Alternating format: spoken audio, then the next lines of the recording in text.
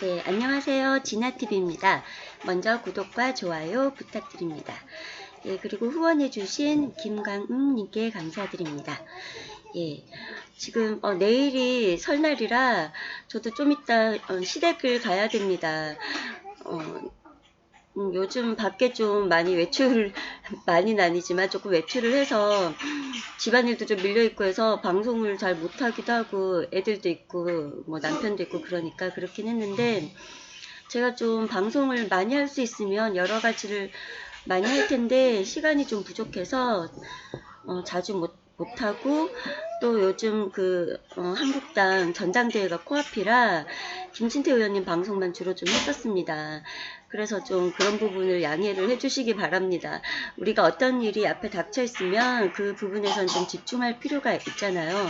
그래서 가끔 제가 또 일을 하면서 유튜브 방송은 시청을 하기 때문에 댓글창에 채팅창에 글을 남기고 하면은 우리 애국당님들께서 요즘 너무 애국당에 소홀한 거 아니냐 이런 서운해 하시는 말씀도 있는데 네, 죄송합니다. 제가 좀 더 신경을 많이 써야 되는데 요즘 조금 경황이 없었습니다. 그래서 오늘 또 어제 우리 박근혜 대통령님 생신이셨잖아요. 그래서 우리 애국당에서 서청대 앞에 가셔서 생일 파티도 해드리고 의미 있는 이렇게 집회를 한 것을 보았습니다. 조원진 대표님께서 유영아 변호사가 전해주는 박근혜 대통령님의 조원진 대표님에 대한 감사 인사도 잘 들었고요. 그리고 또 황교안 총리에 대해서 언급하신 부분도 봤습니다. 우리가 뭐 기본적으로 같은 우판에서 활동을 하고 있지만 각각의 뭐 행동에 대해서는 또 비판할 수 있는 부분을 비판도 할 수 있고 그렇기도 한다고 생각을 합니다. 그래서 조원진 대표님은 황교안 총리가 당대표 출마하는 것이 박근혜 대통령님의 뜻과는 다르다 이렇게 말씀을 해주셨고요. 왜냐하면 지금 박근혜 대통령님 정권에 있는 장차관이나 이런 주요 인사들이 한 100명 가까이 서울구치소에 들어가 있다고 합니다.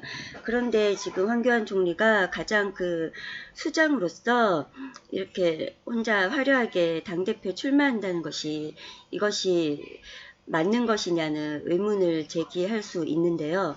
왜냐하면 지금 자기 부하들이라고 할 수 있는 사람들이 이렇게 다 수감이 되고 이렇게 공격을 받아서 탄압을 당하고 있다면 현재 그 전부터 당대표를 하고 있더라도 그것에 대해서 통감을 하면서 사퇴를 해도 모자랄 수 있는 입장이겠죠. 그렇다면 당대표를 출마하면서 그 당대표를 출마하는 명분에 있어서 그런 억울하게 정치 보복 탄압을 당하고 있는 자기 정권의 부하들에 대해서도 그런 부분에 대해서 좌시하지 않겠다. 구명하도록 최선을 다해 힘을 쓰겠다. 뭐 그런 1000명 정도는 있었으면 어떻게 보면 명분이 될 수도 있겠죠. 그렇지만 그런 부분에 대해서 제3자적 입장처럼 안타깝다는 마음만 전하고 말았습니다. 물론 마음속으로는 당대표가 되고 뭐 실권을 가지게 되면은 구명하는데 그때 돼서 하겠다는 마음가짐은 있을지 모르겠지만 정치라는 것은 국민들에게 약속을 하고 실천을 하는 것이잖아요. 아무리 지금 정치 초보셔서 그런 부분을 잘 인지를 못하신다고 하시더라도 정치를 하시고 또 당대표라는 수장직을 바로 맡겠다고 하실 때에는 그 정도의 역할, 자격을 갖춰야 되는 것이 맞잖아요. 그죠? 그렇기 때문에 그런 부분을 지적하셨다고 생각을 합니다. 지금 가족들이 다 있어서 주변 잡음이 심한데 어떻게 들을지는 잘 모르겠네요.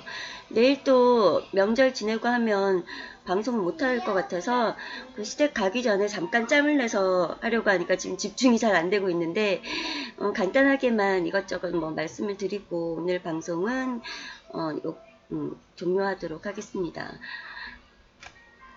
지금 뭐 상황에 대해서 한번 쭉 이렇게 살펴보자면 4명 컷오프를 한다고 하죠. 컷오프를 하면은 19일 날 아마 그 여론조사 전화가 가고 30%죠. 그리고 70% 선거인단, 당원들 중에 선거인단으로 뭐 투표를 한다고 하는데, 그 컷오프도 저는 좀 걱정이 되네요. 왜냐면 언론에서도 그렇고 주요 뭐 메인 우파 유튜브들도 그렇고 김진태 의원님을 무슨 투명인간 취급을 하고 오세훈, 황교안, 뭐 홍준표가 빅3라는 식으로 지금 몰고 가고 있는데요. 그러면서 경선에서 아니 컷오프에서 자연스럽게 탈락을 시키려고 하는 건 아닌지 좀 그 컷오프 과정도 저는 지금 많이 걱정이 되는데, 그 홍준표, 오세훈 또 한 명 누구지? 이렇게 뭐 지금 방송 토론이 적다면서 이의를 제기하고 있고요. 그런데 제가 볼 때는 홍준표 같은 경우에는 스스로도 과연 완주를 할까?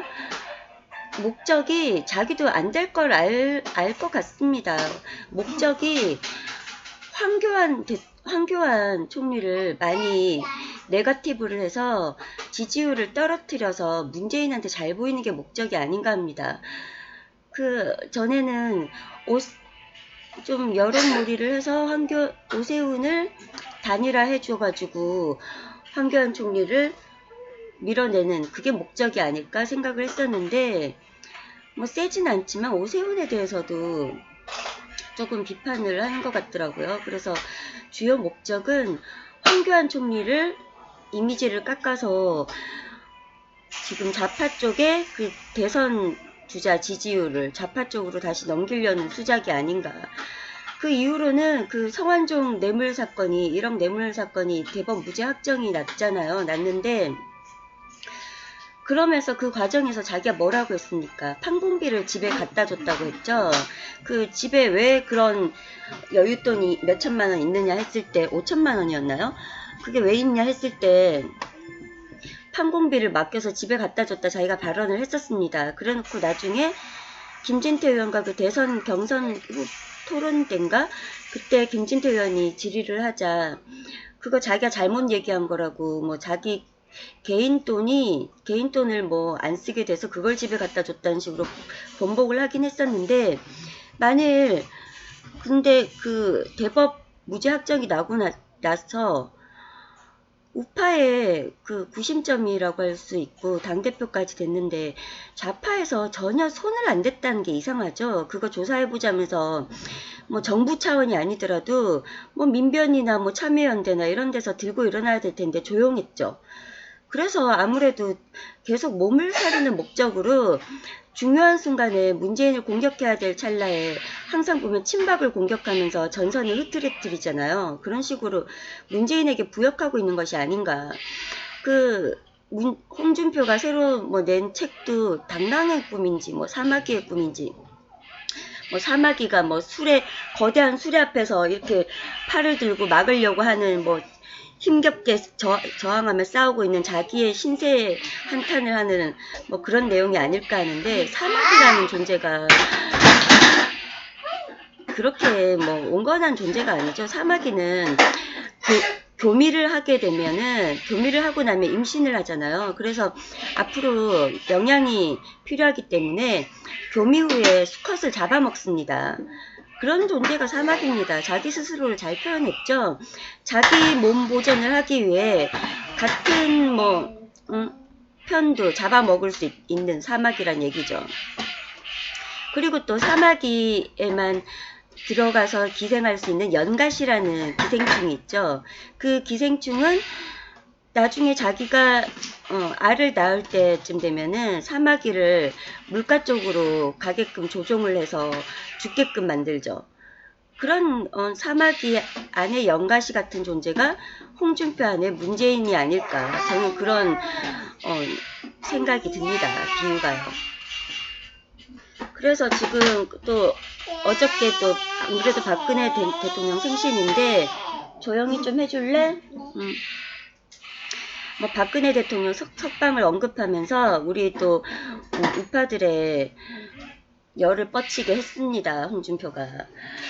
그때도 그랬죠. 대선 때도 박근혜 대통령 공정한 재판 받게 해주겠다고 해놓고서 뭐 대통령이 못 돼서 그런 건지 당대표가 되고 나서 박근혜 대통령 그 2심 선거였나요? 선거를 앞두고 박근혜 대통령 출당시키고 그리고 보란듯이 기자들 보란듯이 명패를 다 복도에 내다 버려가지고 내리꽂아 버려가지고 그래서 뭐 자기 말로는 당에 속하지 않고 뭐 자유롭게 뭐 재판 받을 수 있게 해준다 그런 궤변을 늘어났는데 덕분에 형량이 1년인가 더 늘어난 25년형을 받았죠. 그것이 홍준표가 얘기하는 공정한 재판을 받게 해준다는 것이었습니다. 그러니까 공정한 재판을 받게 해준다는 자기 기준에 그걸 얘기한 거지 어떻게 뭐 무죄가 되도록 누명을 풀게끔 해주겠다 그런 얘기는 아니었죠. 이런 식으로 애매한 얘기를 하게 되면은 국민이 잘못 이해하고 배신을 당할 수도 있다는 겁니다. 지금 황교안 총리가 하는 얘기들이 그런 다 애매한 얘기들이잖아요. 그렇기 때문에 선명성이 부족하다는 겁니다. 뭐 그래도 공안 출신 검사에다가 통진당도 해산시켰고 반공 안보관이 철저하신 분이라 잘하리라고는 생각을 하지만 막상 여러 가지 권력적 구조상 힘에 부치게 되면은 자기가 공약하지 않았던 것에 대해서 실천을 안 할 가능성이 많다는 것입니다. 그에 비하면 김진태 의원은 뚜렷하게 구체적으로 무엇을 할지를 얘기를 하고 또 우리 우파 국민들이나 유튜브들이 구체적인 것에 질문을 하면 솔직하고 담백하게 다 답변을 합니다. 그래서 저는 뭐 그 탄핵 실적에 대한 청산 같은 경우에도 일단은 당의 뭐 단합을 위해서 시기적인 거나 명분적으로는 조금 조절되지 않을까 생각을 했었는데 그때 그저께 그 그 광화문 대첩에서 그 손상대 사회자님이 청산할 수 있는지 귓속으로 나한테만 얘기해보라고 했을 때 그럴 수 있다 5자로 얘기를 해주셔서 저도 참 깜짝 놀랐었는데요. 그러니까 최소한 지금 뭐 당장 그 사람들에 대해서 공격하는 스탠스를 취할 수는 있을지 모르겠지만 그런 마음가짐과 각오는 가지고 있어야 된다는 거죠. 그런 식으로 이게 선명하게 얘기를 해야지. 트럼프 대통령도 그랬잖아요. 자기가 뭘 할 건지 뚜렷하게 얘기를 했고 지금 공약을 거의 실천했고 하고 있습니다. 그 트럼프 대통령 같은 경우에도 지지자들이 이제 유튜브나 SNS를 통해서 물밑 지지자들이 많았고 그래서 그 유세 그 집회에는 관중들이 지지자들이 엄청 많았는데 그 메인 주류 언론들은 그걸 보여주지 않았죠. 그냥 트럼프 대통령 얼굴과 그 뒤에 조금 있는 사람들만 보여줘서 지지자가 별로 없는 것처럼 왜곡을 했었습니다. 그렇듯이 김진태 의원님도 그 여의도에서 그 출정식을 대대적으로 가졌을 때 5천 지지자가 왔었는데 그 전체 사진을 TV 영상에서 절대 보여주지 않았습니다. 왜냐하면 그게 당연히 많은 사람들이 모인 그런 샷이 기자로서는 그게 내보여줄 수 있을 만한 화제거리가 되는데도 불구하고 일부러 감췄다는 거죠. 그런 면에서 이 김진태 의원님의 지금 선거와 그 트럼프 대통령의 선거가 아주 유사한 점이 많았지만 트럼프 대통령이 결국 이긴 것은 유튜브와 SNS, 인터넷의 힘이었습니다. 그러면서 이 좌파 미국 주류 언론들은 뭐 샤이 트럼프, 샤이 보스라고 그렇게 칭했는데 샤이 트럼프였던 것이 아니라 분명히 존재하고 트럼프 지지한다고 말하는 지지층이 있었음에도 불구하고 그 언론사들이 그 지지자들을 보도를 해주지 않았을 뿐이었죠. 그러면서 겉으로는 트럼프 지지한다고 말 못하는 그런 보수층이 많았기 때문에 트럼프가 당선됐다 뭐 이런 식으로 자기들 멋대로 해석을 했습니다. 지금 그런 현상이 우리 김진태 의원에게도 나타나고 있는데 이제 우리 차례인 겁니다. 우리 국민이 제대로 혁명할 수 있는 그런 힘이 뭐겠습니까? 바로 투표의 힘입니다. 그래서 저는 지금 시댁에 가도 우리 시댁 식구들이나 한테 무조건 무슨 여론조사 전화 오면은 꼭 김진태 무조건 기다렸다가 선택하라고 얘기하려고 생각을 합니다.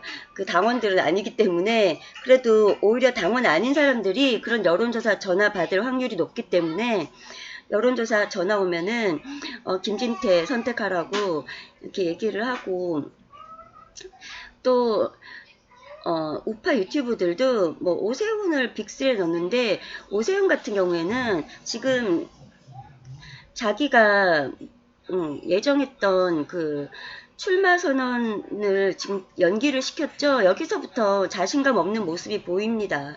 왜냐하면 자기가 돌아다녀 봐도 뭐 연설하고 유세한다고 돌아다녀 봐도 지지를 확연히 못 받고 있다고 합니다. 그 자기가 실제 피부상으로 느끼고 있기 때문에 괜히 자기가 나갔다가 창피만 당할 가능성이 있겠죠. 오히려 나중에 전국구로 뭘 할 때는 약간 우세할 수 있는데 지금 우파 내에서 뭘 할 때는 약세인데 괜히 이 당대표 선거에 나갔다가 전국구에서 우세한 이미지까지 도로 까먹을 가능성이 크다는 거죠. 잃을 것만 더 많다는 것입니다. 또 오세훈은 좀 폼생폼사 그런 정신이 있지 않습니까? 그래서 자기가 시장직 걸고서 그 무상급식 투표 실패했을 때 주변에서 그렇게 만류를 해도 폼생폼사 때문에 내던졌지 않습니까? 그렇기 때문에 아마도 자기 폼을 망칠 이번 당대표 선거를 포기할 수 있지도 않을까 그런 생각이 들기는 합니다. 그렇게 되면 뭐 김무성 쪽도 뭐 더 이상 바라볼 데가 없기는 하죠. 그렇게 되면 지금 황교안, 김진태 의원 구도로 갈 것 같은데 홍준표는 뭐 어차피 목적이 황교안 까서 문재인에게 잘 보이는 게 목적인 것 같으니까 홍준표 표는 뭐 전체 해봤자 뭐 10몇 프로 그 정도 될 것 같습니다. 뭐 홍준표 지지자들이 워낙 강성이라 시끄럽게 떠들곤 있지만 그 숫자는 되게 적어 보이긴 합니다. 우파 뭐 유튜브 채널 같은 데 돌아다녀도 그렇고. 그리고 김문수 지사 같은 경우에는 출마 포기 선언을 하면서 뭐 자기는 부인했지만 뭐 일종의 홍준표가 얘기한 것처럼 TK 단일화가 된 셈이죠. 그러니까 TK 단일화한다는 게 김문수, 홍준표 단일화 하겠다는 얘기잖아요. 그 둘 중 하나 빠지라면 자기가 빠질 리는 없고 김문수 보고 빠지라는 건데 결국은 단일화가 됐습니다. 그렇지만 뭐 그렇다고 김문수 지사가 홍준표를 지지하면서 빠진 것은 아니기 때문에 뭐 단일화를 해줬다고 볼 수는 없고요. 아무래도 그 야밤에 회동했던 자리에서 홍준표가 김문수 지사와 TK 단일화 논의를 했다고 하지만 거의 압박을 한 게 아닌가 합니다. 너 빠지라고. 김무성, 홍준표가 김문수 지사를 막 압박했던 것이 아닌가. 그리고 김문수 지사도 보기에 황교안, 김진태가 세니까. 왜냐면 지금 오세훈도 그렇고 김문수 지사도 그렇고 조경태 의원도 그렇고 이런 분들이 빠지는 이유도 김진태 의원의 그 출정식에 그 지지세가 강한 것 이런 것을 보면서 뭐 2위까지는 모르겠는데 3위 이상으로 밀려버리게 되면은 도로 자기 지지세만 낮다는 것을 확인시켜 주는 것이기 때문에 이렇게 빠지는 분위기가 아닌가 합니다. 그러니까 김진태 의원의 지지세, 실제 그 피부에 와닿는 지지세를 보고 좀 겁을 먹은 게 아닌가 싶습니다. 그 사람들이라고 해서 왜 우파 유튜브 안 돌아다녀 보겠습니까? 그러면서 그 우파 유튜브 채널에서 몇 번의 여론조사를 했었는데 김진태 의원이 50%에서 70%를 육박하는 그런 조사 결과가 3번이나 있었잖아요. 그렇다고 우리 힘없는 우파 유튜브들이 무슨 그런 여론조사를 조작할 리도 없고요.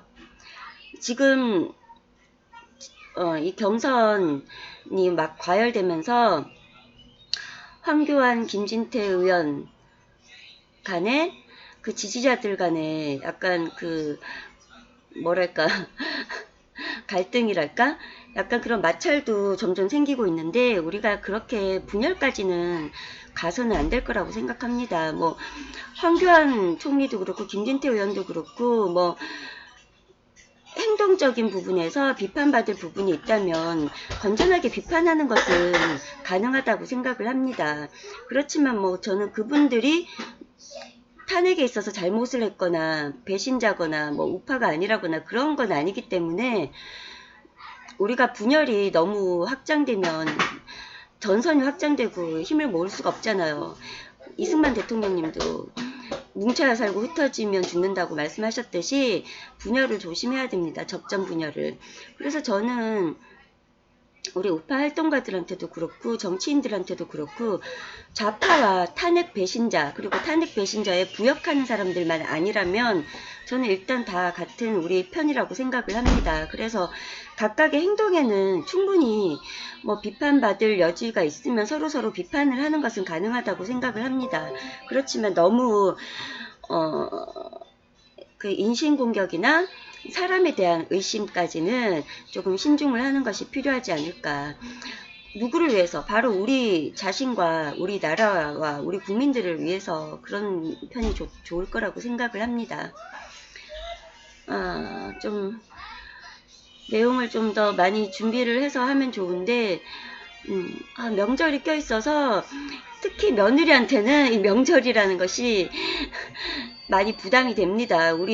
저희 집안 시댁 같은 경우에는 우리 시어머님이 사실 다 준비를 하시고 우리 시누이도 많이 도와주기 때문에 사실 저는 크게 할 일은 없고 편한 편이긴 합니다만 그래도 그 명절 연휴는 주부들에겐 연휴라기보다는 특수노동기간입니다.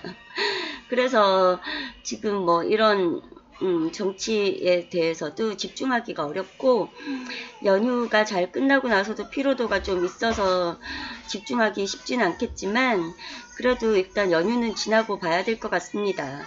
여러분들도 연휴 잘 보내시고 새해 복 많이 받으시기 바랍니다. 감사합니다.